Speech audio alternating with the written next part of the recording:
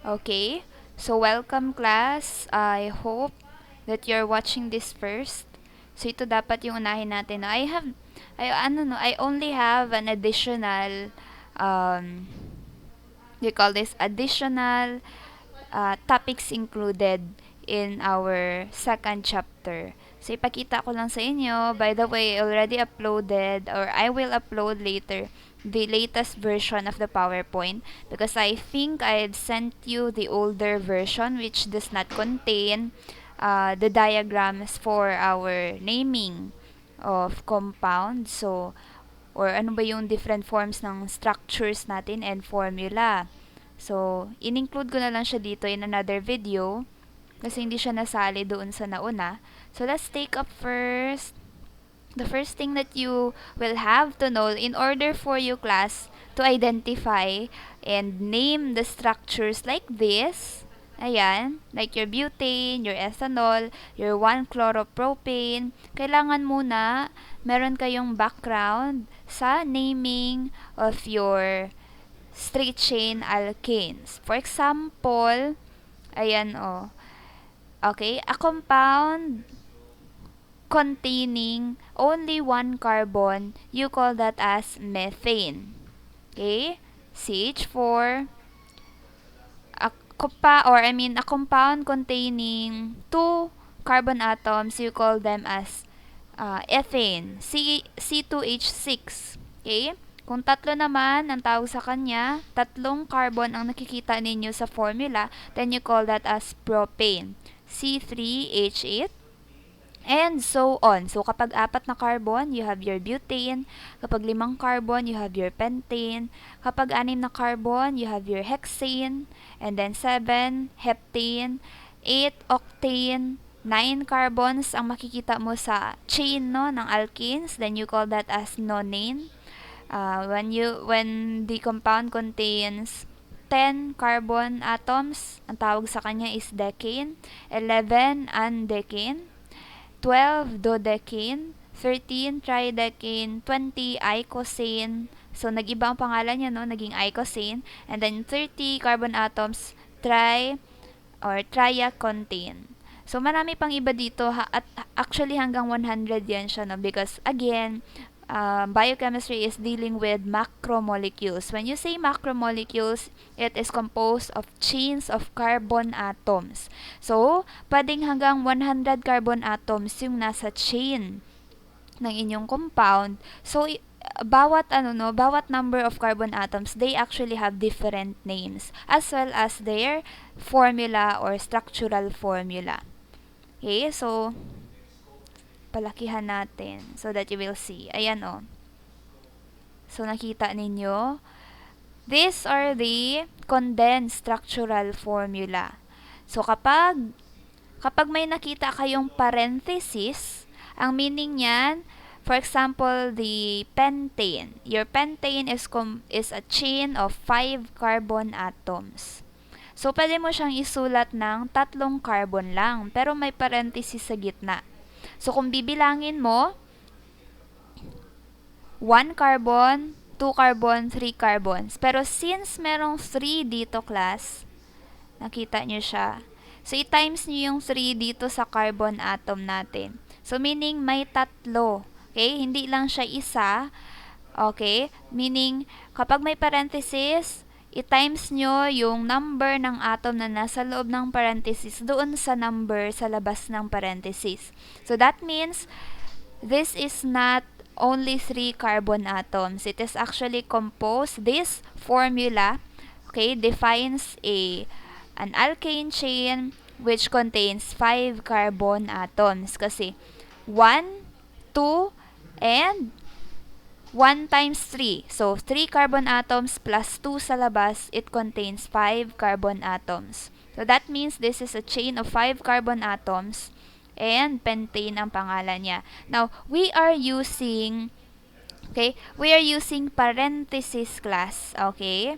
In order to write your structural or your condensed structural formula easier. Kasi ba naman, can you imagine if 40 carbon or 40 carbon atoms yung nasa chain? paano mo isulat yan? Magkakasya ba yung 40 na carbon atom sa papel mo? Di ba hindi? So, para mas madali, we are using the shortcut. Kaya nga ang tawag sa ganito is condensed structural formula. You are condensing, okay, the long chains or the structural formula of the long chains of carbon atom. So let's see here. Your carbon chain containing 40 carbon atoms. So ang pangalan niya is tetra-contain.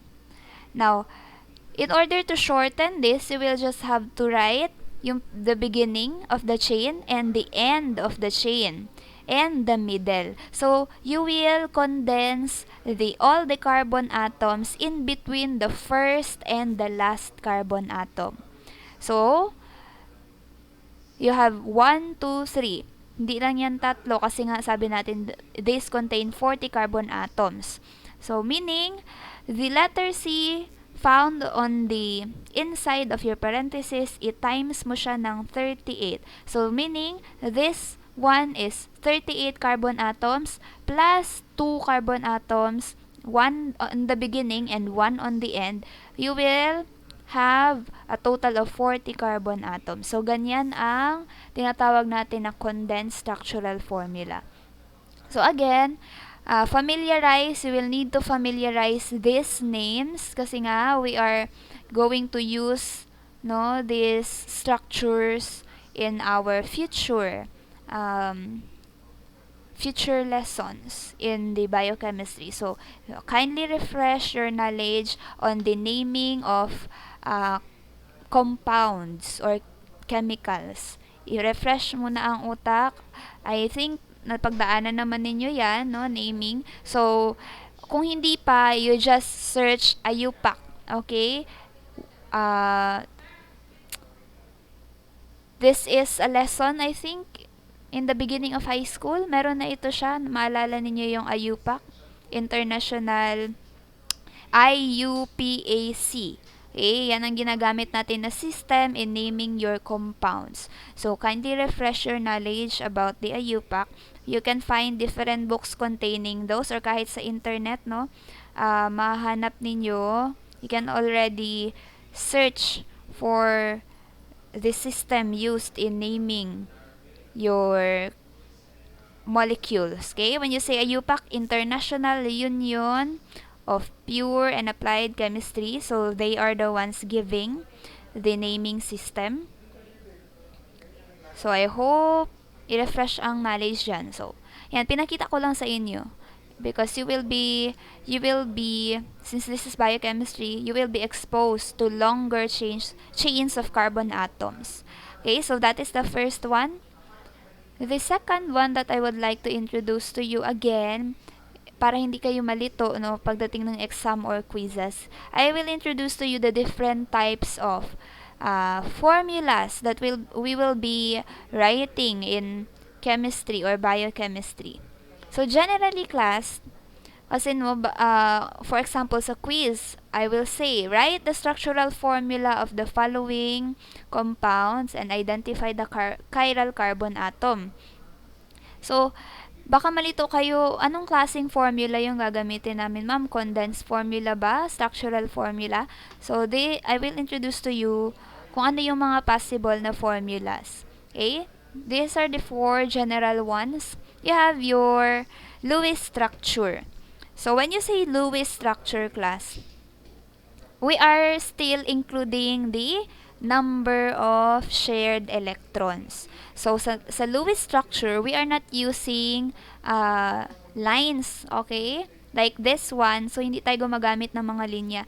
We are using the dot as a symbol of the shared electron. So, ito ang Lewis structure, yung may mga maliliit na dot. Okay?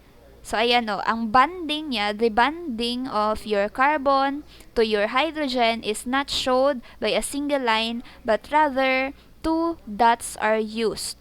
Okay? So, kapag dot ang ginagamit, that is the Lewis structure. On the other hand, we also have our structural formula. Okay, when you say structural formula, this consists of symbols for atoms connected by short lines. So ito na siya, gumagamit siya ng mga short lines that represent chemical bonds for each of the atoms found in the compound. So lahat, class, when you say structural formula, it uses lines and symbols.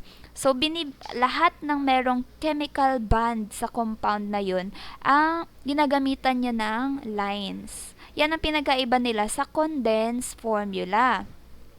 Condensed structural formula actually ang name nito.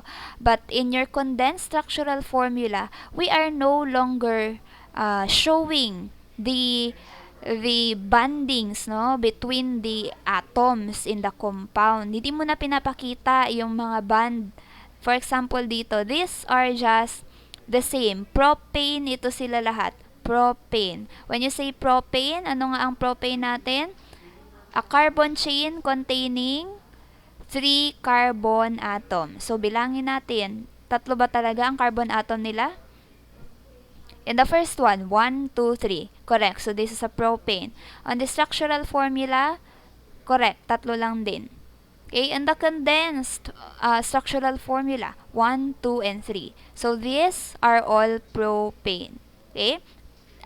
These are just different representations of the structure of your propane using different types of ways of drawing the structure.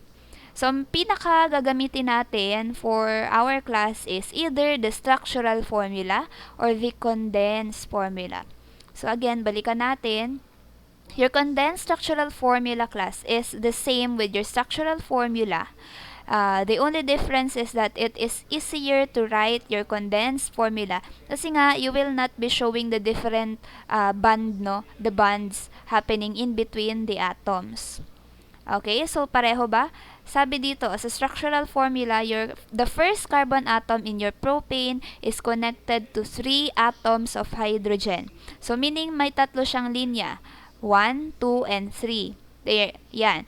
So, pagdating sa condensed formula, hindi niya na pinakita yung bondings. Wala ng mga lines. Diretso na siya, CH3. And that will signify that your carbon atom is connected to 3 hydrogen atoms. Nakuha? Carbon number 2, ilang hydrogen atom naman ang connected sa ating carbon number 2? 2. So, pagdating sa condensed formula, CH2 na lang. This means that your carbon atom is bonded, or your second carbon atom is bonded to 2 hydrogen atoms as well as 2 carbon atoms. Tingnan nyo, di ba? So, sa gitna siya makikita. On top and bottom, may 2 hydrogen atoms. At sa left and right side niya naman, makikita mo is yung 2 carbon atoms na nakakonect sa kanya. Okay? Pagdating sa dulo, you have your third carbon, which is also bonded to 3 hydrogen atoms. Now, when you look at the condensed formula, CH3 din siya. It means that your carbon number 3 is also bonded to 3 carbon atoms. And all of your carbons 1, 2, 3 are also connected with each other. Nakuha? So, meron tayong tinatawag na 3 types ng carbon atoms in a chain.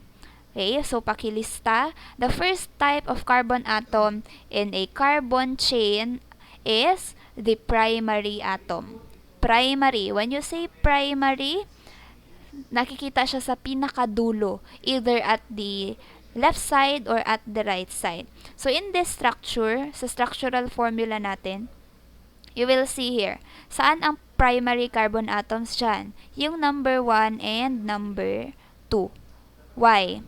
Because siya ang pinakasimula, meaning isang carbon lang ang nakadikit sa kanya. Your carbon number 1 is connected only to the carbon number 2, and your carbon number 3 is only connected to carbon number 2 also. So, isang carbon lang ang nakadikit sa kanila.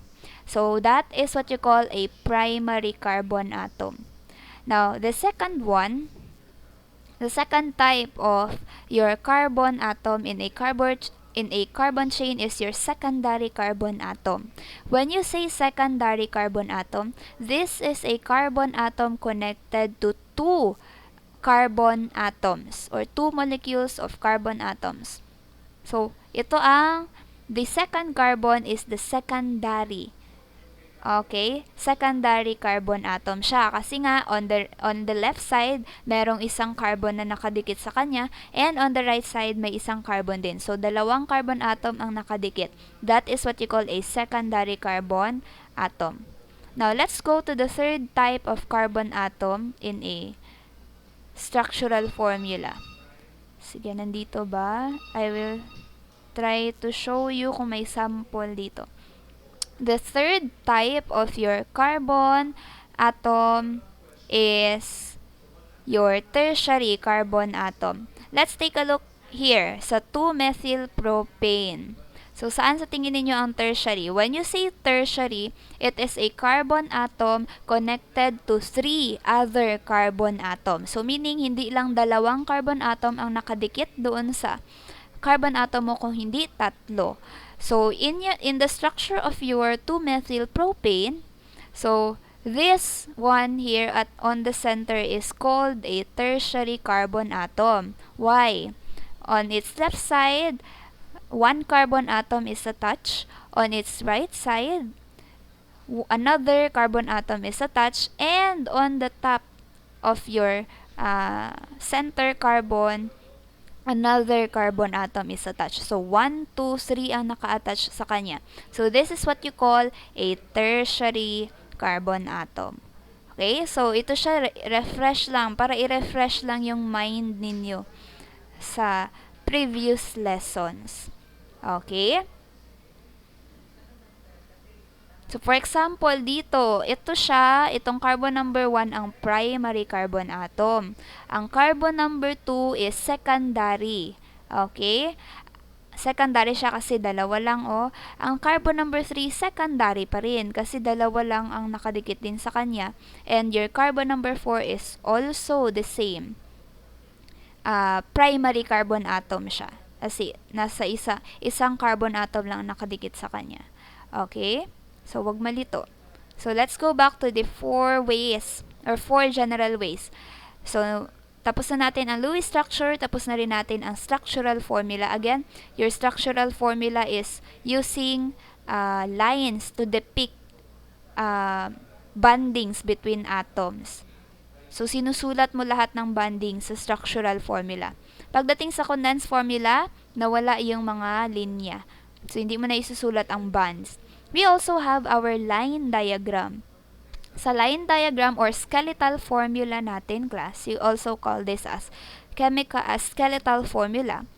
The carbon atoms is depicted dito sa mga dulo ng linya. So, for example, propane, since tatlo lang ang carbon atom niya, so, first end of the line, 1, second end of the line, 2, and third end of the line is 3. So, kaya zigzag, okay? Zigzag formation yung pinapakita na skeletal formula. So, kada liko, meaning ang kanyang sinisignify is merong carbon atom at the end of each bend. Okay? So, yan. So, tingnan niyo dito, skeletal formula. In a skeletal formula, most hydrogen atoms are omitted. So, hindi niya na pinapakita yung hydrogen atoms na nakadikit. And the line ends or vertices represent carbon atoms. Ito sila, oh. Yung mga end ng mga line. Functional groups and atoms other than your carbon and your hydrogen are still shown. Maliban sa carbon and sa hydrogen, the other types of functional groups such as your hydroxides, your carboxyl groups are still shown. Okay? Easiest to draw and commonly used. So, ito, ilang carbon atoms ang nandito? Bilangin natin. 1, 2, 3, 4, and 5. So, meaning, this is a pentane. Kasi 5 carbon atoms. Chain of 5 carbon atoms, and meron siyang, at its carbon number 4, meron siyang double bond with an oxygen and single bond with a with a hydrogen or hydroxide compound. Okay, next. So, ito sila class, yung apat na binanggit ko kanina, those are the general types. We also have other types, no? Okay, so this is your molecular formula. So, itong molecular formula natin, the molecular formula of an organic compound simply shows the number of each type of atom present, okay, in the compound. It tells you nothing about the bonding within the compound. So, ang molecular formula ninyo, nililista niya lang yung number ng mga atoms na present doon sa compound. Pero hindi niya pinapakita yung mga bond nila. Okay? So, ilang carbon daw ang nandito? May 4 na carbon yung compound. Meron siyang 8 na hydrogen and meron siyang 2 oxygen. Yan yung content ng compound, pero hindi niya naman pinapakita kung sino sa kanila ang magkakadikit-dikit, kung saan naka-attach yung oxygen, saang carbon ba naka-attach yung oxygen. Hindi mo malaman kasi number lang ng carbon ang nilagay niya. So that is what you call the molecular formula. Molecular formula is just showing you the list of the atoms found in the compound as well as the number of those atoms. Another one is your empirical formula. Parang pareho lang sila nitong molecular formula. But the difference is that your empirical formula gives the simplest possible whole number ratio of the different types of the atoms within the compound. So, ratio lang ang kinukuha niya. So, for example, ano ang ratio ng 4, 8, and 2, di ba? Number 2. So, divide mo ang 2 to 4, nagiging 2. Divide mo ang 2 to 8, nagiging 4. And 2 divided by 2, 1. So, ang empirical formula, the simplest number ratio ang nasa kanya. But, we will not be using this anyway. So, I'm just explaining. Okay, the third one is your condensed formula. So, na-explain ko na. And when you say displayed formula, yan na rin siya ang structural. Okay, parang iniba niya dito. When you say structural formula, ayan. So, parang iba. Okay. So, para hindi kayo malito, class. Okay? Kasi sa Google lang ito siya galing. Para hindi kayo malito, isahin na natin ito sila. Structural formula. Structural, pag sinabi mong structural formula, ito siya yan. Pinapakita niya lahat ng bondings. So, tanggalin nyo na yung displayed formula. Hindi na yun siya kasali para hindi kayo malito. Okay? So, ayan. So, pwedeng interchanging. Depende na lang kung ano ang hihingiin ko sa inyo. But anyway, generally, your displayed formula and structural formula are just interchanging. Okay? But in our second chapter, we will be using your displayed formula or shortly, structural formula. So, dapat pinapakita lahat ng bond. Okay? In the structure. This is the one that we will be using in our second chapter, your stereoisomers. Okay? So, I think that's it. So, ano yung mga dapat i-take note ninyo? Take note ninyo na wala dito ang tinatawag natin na chemical formula. Yung chemical formula naman natin, class, the chemical formula shows the structure of your different chemicals. Okay? Hindi structures ng biomolecules. Ang ginagamit natin ang chemical formula to show the structures of the atoms found in the compounds of your different chemicals. So, para siya sa chemicals. For example, your aluminum hydroxide. Diba? Chemical siya, diba? So, hindi siya organic. So, we will be using chemical formula kasi nga hindi siya organic. So, ang chemical formula ng aluminum hydroxide is Al, open parenthesis, oxygen, hydrogen, close parenthesis, number 3. So, diba? In short, your chemical formula, class, is used for inorganic chemicals. Okay? Yan, It presents information about chemical proportions of atoms that constitute a particular chemical element or symbol. Pwede rin kasali sa kanya ang numbers or sometimes also other symbols such as your parentheses. Meron ding dash, may brackets, comma, and plus and minus sign. So lahat yan when we are talking about inorganic substances, ang gagamitin na formula for them is chemical formula. Nakuha? Pero pagdating sa mga organic compounds, ito na ang gagamitin natin, your structural formula or your condensed formula. Mostly, yung dalawa lang na yan ang ginagamit. Okay? So, again, ulitin ko, ano yung para sa mga organic compounds, you have your structural formula, you have your condensed structural formula, you have your molecular formula, you have your I think that's it, no? And pagdating naman sa or inorganic compounds, ang gagamitin mo is chemical formula. So, sa chemical formula mo, pwedeng may positive and negative charges, okay? Representing the charges. Pwede ring may parentheses, may brackets, may dash. It will depend on the type of the chemical. So, that's it. Unahin ito siyang panoorin and then after this, you will proceed to the longer video. Thank you for watching and I hope you understand our next chapter which is talking about stereoisomers. Okay? Goodbye, class.